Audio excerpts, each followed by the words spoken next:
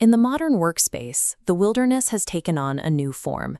It is no longer defined by open land, but by repeating rows of glowing monitors flickering in windowless rooms, a space where labor is measured in the volume of digital noise. Survival here is a matter of endurance. It looks like 16-hour days spent pounding on keys until the plastic wears down, while fighting gremlins in the system that turn every simple task into a technical battle. This environment presents a specific contradiction. The tools designed to link us to the world effectively anchor us to a single point, creating a screen-deep barrier that keeps the user at a constant, quiet distance from their own life and thoughts. We haven't moved past the isolation of the wild. We've simply built a new version of it. We have replaced the thicket with a quagmire of software that demands constant effort just to stay in place. We justify this persistence with the belief that this work has a grand purpose. We tell ourselves that by navigating these systems, we are pushing the boundaries of what humans can know and do.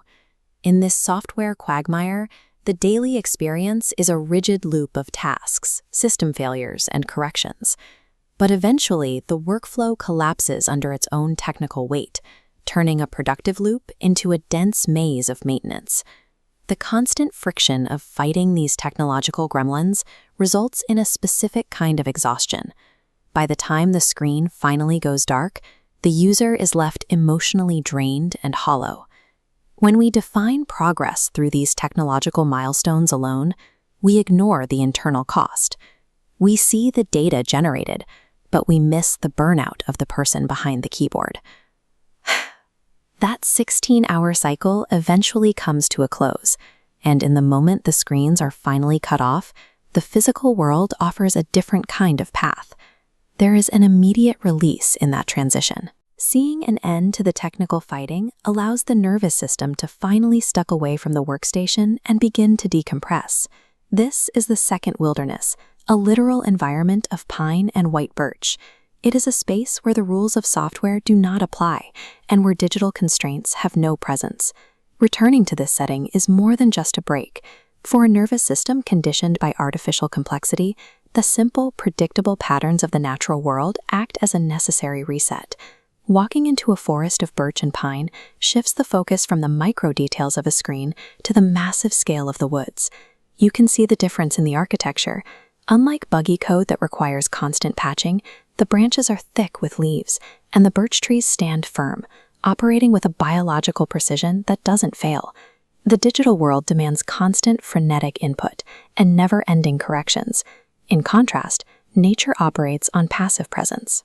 These biological structures are completely self-sustaining. They don't require external management or troubleshooting. They simply grow, expand, and succeed through their own internal logic. Nature proves that true complexity doesn't actually need us to manage it. The living world functions perfectly without human interference or a single line of code.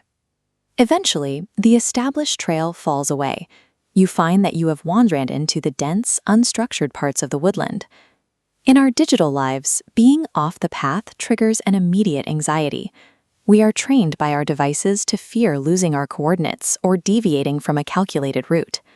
But here, looking out over these rolling hills and a horizon dense with towering trees, that anxiety disappears. The sheer scale of the environment makes the lack of a structured path feel like a release rather than a mistake. Stepping away from the trail breaks the habit of being constantly routed. It is a moment where you are no longer being tracked or optimized by a system.